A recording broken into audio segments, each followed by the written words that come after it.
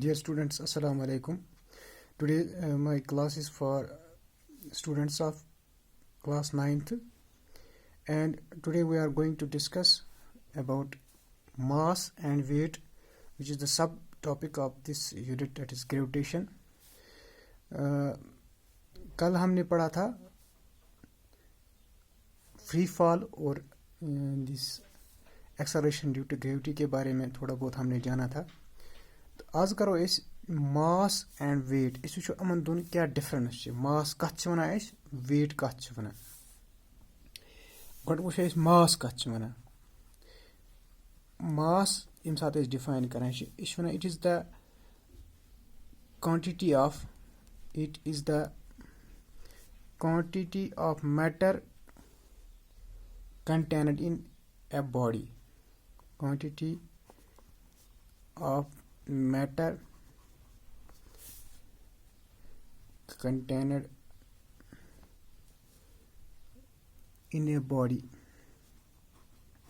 क्या गो मास क्या go it is the quantity of matter यानी कह बॉडी अत मज कोता मैटर कसा क्वांटिटी अत मज सो गो तम बॉडी हुंद मास. तो अस पोर्मुत कम सात पान फिजिकल क्वांटिटी तथ मज वो कि मास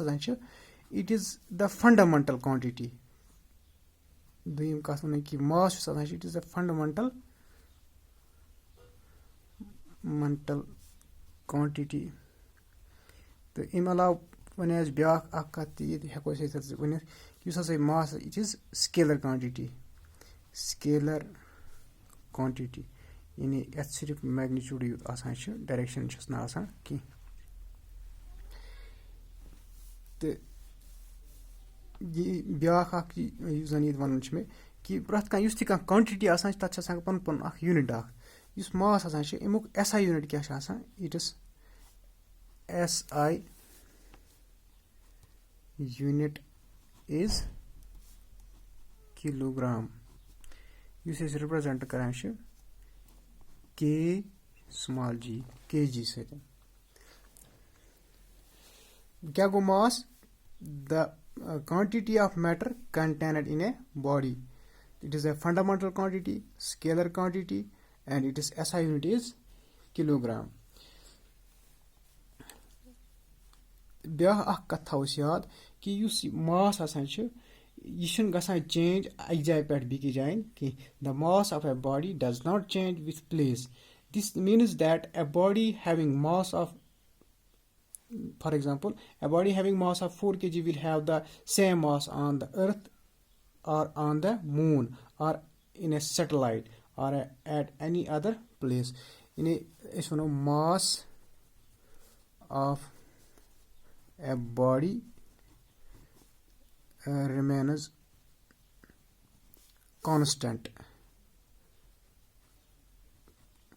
everywhere.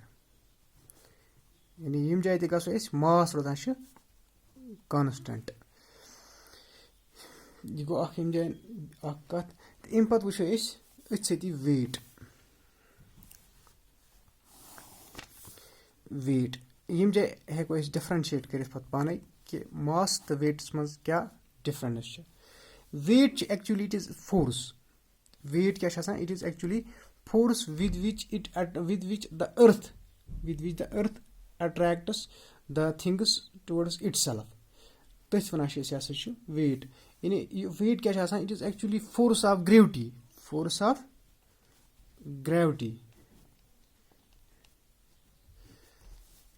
अस पोर्मुत न्यूटनस सेकंड लॉ मज कि फोर्स यह कत बराबर इट इज इक्वल टू मास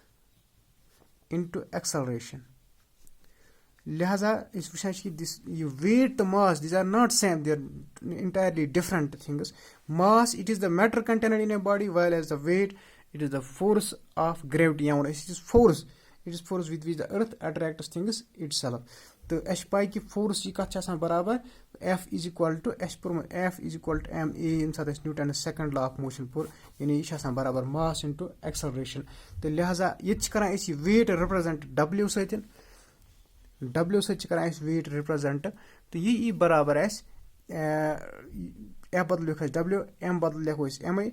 तो into A A here it is रात पोर एक्सेलरेशन. सह छ सेम आसान मगर अस करन रिप्रेजेंट सिर्फ कम सत जी सत यानी हु वन ए सत करन एक्सलरेशन ये कर एक्सलरेशन ड्यू टू ग्रेविटी लिहाजा कर स्मॉल जी सत यह तो यह बना अमिच रिलेशन तो गई दोयम कत तो बे वुच यमी जान ये वो कि यूनिटी अत मज तो वेट्स यानी एक्चुअली यह फोर्स लिहाजा अमुक इट्स एस आई यूनिट यस जन सह Newton it's S I unit will be is Newton तिकाज यह फोर्स आसान गई कत दोयम कत अमिच अत प्रॉपर डायरेक्शन तिकाज वुचान फोर्स यह तमाम चीज़न लमा अक्सी डायरेक्शन यानी बोन कुन लिहाजा अत प्रॉपर डायरेक्शन आसान लिहाजा as this is vector quantity weight is vector quantity त्रीम कत यत मज पर कि आसान मास यह हसा गसान अक जाय पे बेकिस जाय चेंज कहीं अलबत्त अगर वेट वो weight of a body changes from one place to another place किस कन another place अगर इस मिसाल के तौर पर कह बॉडी निमोन अगर तथ करो तम वेट करो ये अर्थस पे ये नीर तथ अख वेट अगर अथ बॉडी करो ऑन मून या स्पेस मज तथ नीर ब्या वेट स्पेस मज हे तथ वेट टोटली जीरो या अगर अर्थस मज निमो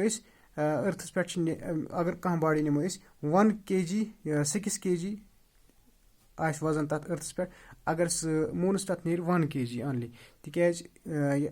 जन अर्थ आसान ये मास 6 times it is mass is 6 times more then mass of moon तो लिहाजा इस रिलेशन रात वे तमें हेको कड़ित थी it depends upon the acceleration due to gravity तो इस रिलेशन कजे रात g is equal to gm divided by r square तो ये मज वो अगर ये जी पे मूनस पे कड़न तो ये अम सान कि इस अर्थ ये हसा 6 गन आसान मास ज्यादा कम नश as compare to the mass on moon नौ वो हेको इन आराम सान डिफरेंस कर पान मास तो वेटस तो गोड डिफरेंस वो अगर मास वो mass mass is the quantity of matter था लिखित दोबारा लिखने जरूरत की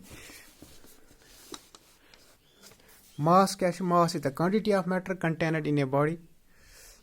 मास इज अ स्केलर क्वांटिटी वो वेट क्या weight of the body on the earth is the force with which the earth attracts a body यानी यह सह फोर्स यम सत तमाम ऑब्जेक्ट अर्थ पानस कुन अट्रैक्ट करान मास यह वोन मे यह स्केलर क्वांटिटी यानी अत सिर्फ